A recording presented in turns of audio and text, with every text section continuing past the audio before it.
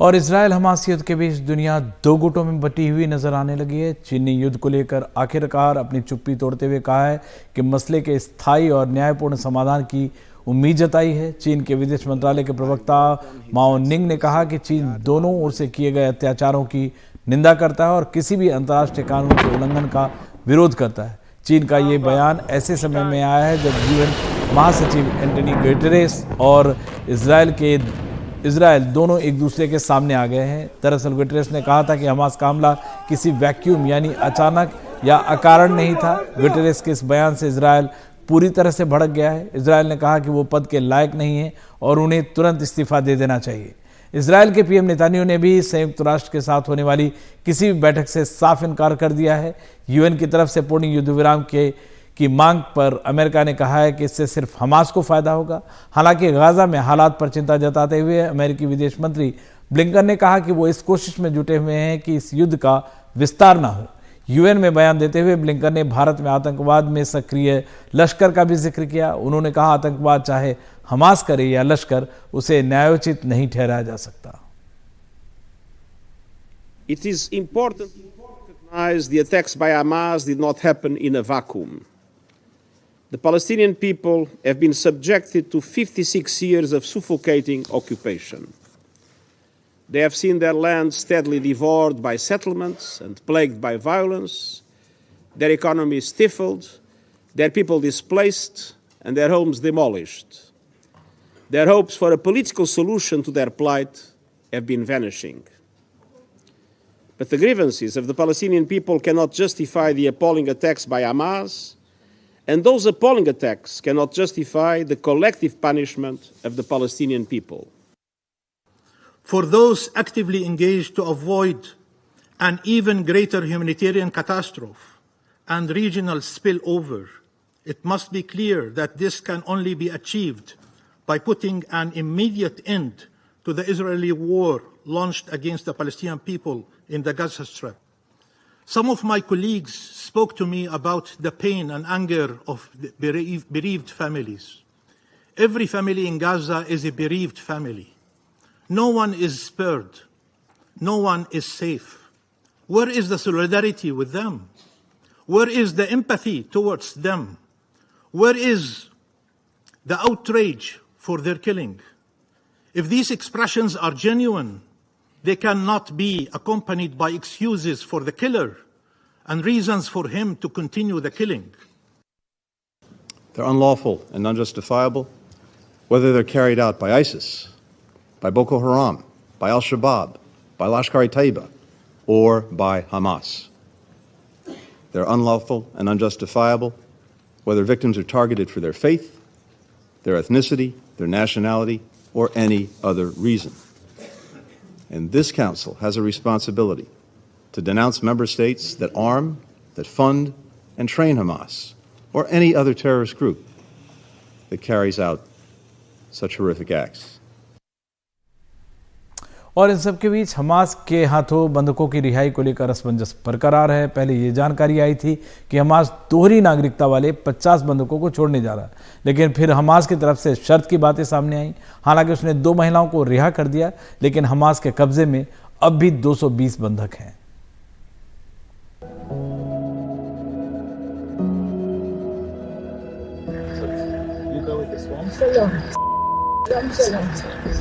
Hamas के कब्जे से रिहा होते समय 85 साल की योकाविड लिप्सिट्ज ने हमास के लड़ाके को शलोम कहा। लिप्सिट्ज के साथ ही एक और बुजुर्ग महिला नूरित कूपर को भी हमास ने रिहा किया और रेड क्रॉस के हाथों सौंप दिया। इस तरह हमास अभी तक कुल 4 बंधकों को छोड़ चुका है, लेकिन हमास के कब्जे में अब भी 220 बंधक हैं, जिन्हें उसने 7 अक्टूबर के भयानक हमले के दौरान अगवा किया था। हमास के आतंकी हमले में इजराइल के 1400 लोगों की मौत हो चुकी है। इस बीच एक खबर ये भी आई कि हमास दोहरी नागरिकता वाले 50 बंधकों को रिहा कर सकता है, लेकिन फिर जानकारी आई कि हमास ने इसके बदले ईंधन की मांग की है, जिसके लिए इजराइल तैयार नहीं। हमास का कहना है कि 2 बुजुर्ग महिलाओं को उसने मानवीय आधार पर रिहा किया है। हमास के पूर्व प्रमुख मशाल का कहना है कि अगर इजराइल गाजा पट्टी पर हमले रोके तो हमास सभी बंधकों को छोड़ देगा। मैंने कहा कि हम सभी को छोड़ देंगे और कसाम ब्रिगेड ने इसका ऐलान भी किया, लेकिन अब सभी को अलग अलग ठिकानों पर रखा गया है। हम उनको सुरक्षित रखना चाहते हैं। इजराइल ने अपने हमलों में 22 लोगों को मार डाला है। मंगलवार को फ्रांस के राष्ट्रपति इमैनुअल मैक्रोन भी इजराइल पहुंच गए। उन्होंने हमास के आतंक के खिलाफ इजराइल का पूरा साथ देने का ऐलान किया। इस दौरान इजराइल के राष्ट्रपति इशाक हर्जोग ने सभी बंधकों की तुरंत रिहाई की मांग की। फ्रांस के राष्ट्रपति के दौरे से पहले अमेरिकी राष्ट्रपति जो बाइडेन, यूके के पीएम ऋषि सुनक और जर्मन चांसलर ओलफ शुल्ज समेत दुनिया के कई नेता इजराइल आ चुके हैं। सबकी कोशिश इजराइल हमास संघर्ष का हल निकालने की तो है ही, लेकिन साथ ही वो इजराइल के साथ पूरी एकजुटता भी दिखा रहे हैं। इस बीच डर इस बात का है कि ये सीमित संघर्ष कहीं क्षेत्रीय युद्ध में न बदल जाए। अमेरिका ने ईरान पर आरोप लगाया है कि वह मध्य पूर्व में अमेरिकी ठिकानों पर हमले करवा रहा है। हमें पता है कि ईरान हमास और हिजबुल्लाह को लगातार मदद दे रहा है। हमें ये भी पता है कि ईरान नजर बनाए हुए है और कई जगहों पर हमले करवा रहा और दूसरों को उकसा रहा है, जो मौजूदा हालात को अपने या ईरान के पक्ष में भुनाना चाहते हैं। दूसरी तरफ ईरान के विदेश मंत्री हुसैन अमीरादुल्लाही ने कहा है कि अमेरिका इस युद्ध को मध्य पूर्व में भड़का रहा है। एजेंसी रिपोर्ट के साथ उमाशंकर सिंह, एनडीटीवी इंडिया। और अमेरिका में मेटा के खिलाफ दर्जनों मुकदमे दर्ज हुए हैं। अलग अलग राज्यों में दर्ज मुकदमों में मेटा पर गंभीर आरोप लगाए गए हैं। कई राज्यों ने मेटा के खिलाफ मुकदमा किया है। बच्चों में लत डालने वाले फीचर्स का मामला सामने आया है। खतरों के बारे में गुमराह करने का आरोप भी लगाया गया है। छोटे बच्चों, किशोरों पर गलत असर डालने का भी आरोप लगाया गया है।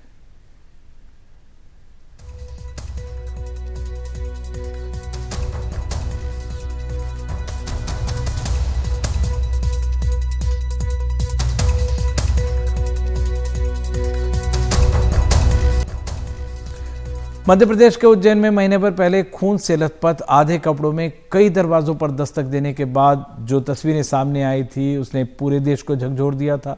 आरोपी पकड़ा गया। घायल बच्ची कई दिनों तक अस्पताल में जिंदगी और मौत से जूझती रही। खबरें सुर्खियों में बनी रही। सरकार ने बड़े बड़े वायदे किए, अब वो अपने घर पहुंच गई है।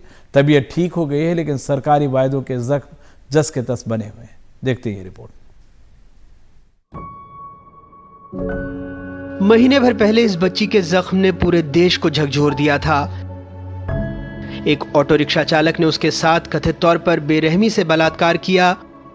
खून से लथपथ आधे कपड़ों में उज्जैन की सड़कों पर वो मदद की गुहार लगाते दिखी, लेकिन सबने आंखें मूंद ली। एक सन्यासी ने पहले पुलिस, फिर उसे अस्पताल पहुंचाया। आरोपी पकड़ा गया। सरकार ने बड़े बड़े वायदे किए। जिंदगी चलती रही। उसने मध्य प्रदेश की आत्मा को घायल किया। बेटी मध्य प्रदेश की बेटी है, उसकी हर तरह से हम चिंता करेंगे। पर्व त्योहार मनाए गए। राज्य चुनावी शोर में डूब गया। 12 अक्टूबर को पीड़ित अस्पताल से डिस्चार्ज होकर घर पहुंच गई। महीने भर बाद जब बच्ची के हालात को देखने एनडीटीवी की टीम सतना के करीब उसके गांव पहुंची तो क्या पता लगा, सुनिए। सबसे बड़ी चौंकाने वाली बात यह है कि सतना डिस्ट्रिक्ट हेडक्वार्टर से लगभग 20 किलोमीटर दूर ये जो गांव है जहां पर पीड़िता है, उज्जैन में एक माह एडमिट होने के बाद वहां वापस आ चुकी है, लेकिन आज दिनांक तक शासन प्रशासन के किसी नुमाइंदे ने यहां तक आने की जहमत तक नहीं उठाई है। फूस के झोपड़े में डरी सहमी बिटिया बैठी थी। बगल में सुलगता चूल्हा और घर बता रहा था कि कैसे सरकारी योजनाएं इस घर से रूठी हैं। महीने भर पहले वो जिंदगी और मौत से जूझ रही थी। अब पानी तक लाने के लिए घर से 300 मीटर दूर अपनी चाची के साथ जाती है, खाना बनाती है। वापस आने के बाद यहाँ के जो जिला प्रशासन है, इससे कुछ लोग मिलने आए आपके पास में अभी तक? हाँ, तो जिला के कोई नहीं आया मेरे पास। किसी प्रकार की कोई योजना आएगा? क्या साधन है आपका? आएगा कैसे, मतलब परिवार कैसे चलाते हैं आप लोग? हो गया है धंधा, अपन खवाएं पियाएं न चाहिए का बेचे नहीं सिखाएं। किनसे? बकरी से। बकरी को चराने से? हाँ। अच्छा, इसको चलाकर जो है इसे दूध बेचते हैं? दूध बेचे नहीं हुई, बच्चा पिला दिए। परिवार कहता है ये हैंडपंप गांव में छुआछूत की मिसाल है। पीड़ित अनुसूचित जाति के दोहर समुदाय से है। भाई की शिकायत है, इस वजह से गांव में सरपंच और शासन प्रशासन ने उनकी तरफ पलट कर नहीं देखा। गांव में लगभग 700 वोटर हैं, जिसमें आधे अगड़ी जाति से, आधे दलित। हम नहीं चाहते हैं सर, हमारे अभी कोई बड़ी जाति के होता सर तो सर पूरा जिला के लोग वो होते, हमारे छोट जाति के हैं तो हमारा कोई सुनवाई नहीं हो रहा सर। आंकड़े ये भी बताते हैं कि मध्य प्रदेश में दलितों के खिलाफ अपराध राष्ट्रीय औसत से अधिक है। 2021 में देश में अनुसूचित जाति के खिलाफ अपराध की 50,900 घटनाएं दर्ज हुई। मध्य प्रदेश में यह आंकड़ा 7,211 था।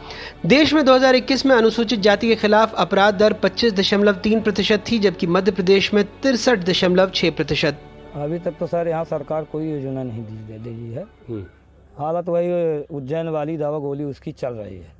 अभी स्थिति उसकी ठीक है, बोलने चालने लगी है। अभी तो कोई नहीं आए सर, एक गहरवा साहब आए थे जी, जानकारी उनको मिली है तो आए हैं उसके घर, मिले हैं उसके बाप से, उज्जैन में उसकी लड़की थी। बस इतनी जानकारी है सर मेरे को, और बाकी शासन प्रशासन कोई लाभ उसको अभी तक नहीं मिला। जानकारी तो है लेकिन अभी तक उसको कोई अभी लाभ नहीं मिला है। लेकिन अभी सुरेंद्र सिंह गहवाल जी आए थे तो उसके लड़के को 1500 रुपये दे के गए थे, थोड़ा बहुत ये सब्जी भाजी के लिए, और मेरे को कोई जानकारी नहीं। शासन प्रशासन से कोई भी नहीं आया? ना कोई नहीं आया। पड़ोसी बताते हैं घर लौटने के बाद जो सबसे बड़ी मदद मिली वो बीजेपी उम्मीदवार से 1500 रुपये सब्जी भाजी खरीदने के लिए। सरकार से सवाल पूछा लेकिन जवाब मिला नमस्कार। ये हमारी जिंदगी का मिशन है, बेटी और बहन का आदर और सम्मान करना और उनका सशक्तिकरण। कितनी सीटें?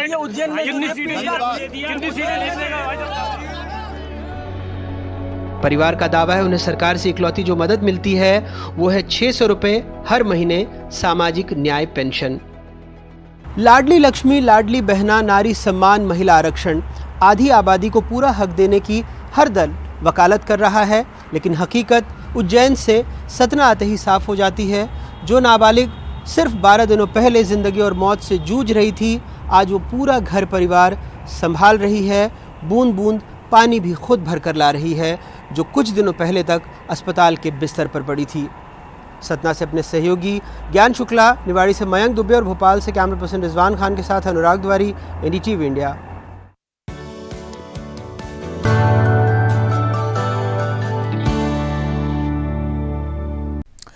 कोविड महामारी का चौतरफा असर हुआ है और महामारी के बाद लैंगिक असमानता भी बढ़ी है। पुरुषों के पास है 100 में से 80 प्रबंधकीय जिम्मेदारियां, तो इन जिम्मेदारियों में महिलाओं की हिस्सेदारी घटी है। ज्यादा जानकारी दे रही है हमारी सहयोगी साक्षी बजाज। लैंगिक असमानता वर्कप्लेस में पैंडेमिक के बाद और भी ज्यादा खराब हुई है। ये लेटेस्ट डेटा है Organisation for Economic Cooperation and Development की। पुरुष जो हैं वो 100 में से 80 से ज़्यादा मैनेजरियल रोल्स होल्ड करते हैं भारत में, और आप मानिए या ना मानिए, औरतों का शेयर लीडरशिप रोल्स या फिर मैनेजर की पोजीशन पर जो है वो 15.9% हुआ है 2022 में, जो 2019 में यानी कि पैंडेमिक से पहले 16.9% था। भारत ने काफ़ी ज़्यादा गिरावट देखी है वुमेन मैनेजर्स में। अब याद रखिए, कंपनीज एक्ट 2013 के अनुसार लिस्टेड कंपनीज में आने वाली है कि कम से कम एक औरत डायरेक्टर होनी चाहिए, और ये स्टडी ऐसे टाइम पर आई है जब जेंडर पे गैप की चिंता पहले से है। इंटरनेशनल लेबर ऑर्गेनाइजेशन के अनुसार औरतों को कम से कम 20% तनख्वाह कम मिलती है मर्दों से ग्लोबली, और भारत में ये अंतर 34% है इस स्टडी के अनुसार।